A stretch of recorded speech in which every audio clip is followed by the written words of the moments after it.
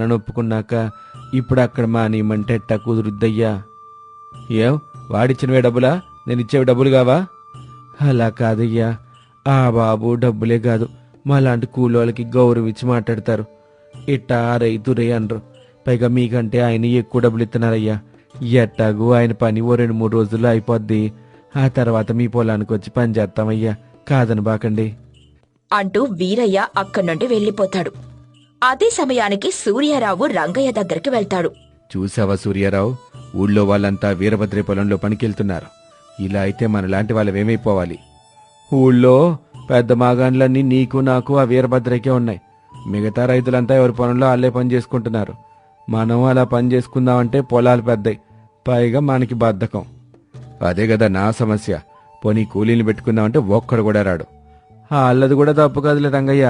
నీకేమో నోటి దొరదా? నీ పొలంలో పనిచేసే వాళ్ళకి నోటుకొచ్చినట్టు తిడతావు. డబ్బులు ఇస్తున్నాం కదా అని తిడితే ఎవరు ఊరుకుంటారు చెప్పు? ఇక నా సంగతి అంటావా? నాకేమో జేబులోంచి డబ్బు తీసి ఇవ్వటానికి మనసు ఒప్పదు.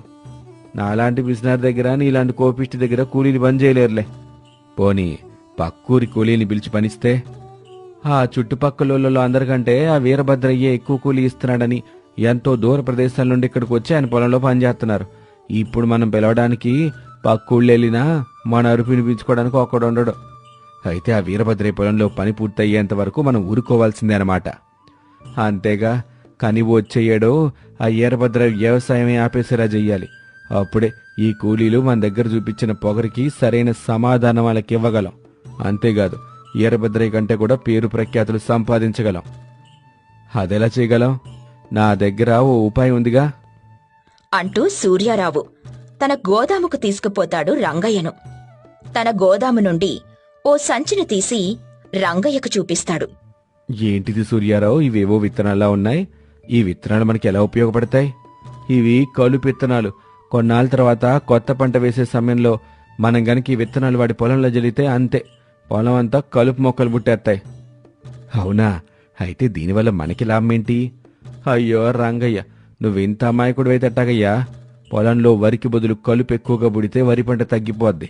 మనం రోజు ఈ విత్తనాలు జల్లుతుంటే అవి తీస్తున్న కొద్దీ కొత్తవి ఎప్పుడు వస్తానే ఉంటాయి. అప్పుడు వరి పంట మొత్తం నాశనం అవుద్ది. అప్పుడు వీరభద్రకి కూలీలతో పనేంటి? ఓహో, అదా సంగతి సూర్యారావు. ఎంతైనా నువ్వు చాలా తెలివైన వాడవయ్యా. నువ్వన్నట్టే చేద్దాం. అలా అనుకుని మళ్లీ కొత్త పంటలు వేసేంత వరకు ఎదురుచూస్తూ ఉంటారు సూర్యారావు ఇంకా రంగయ్య. ఒకనాటి రాత్రి అందరూ నిద్రపోయిన తర్వాత ఆ విత్తనాలను వీరభద్రయ్య పొలం నిండా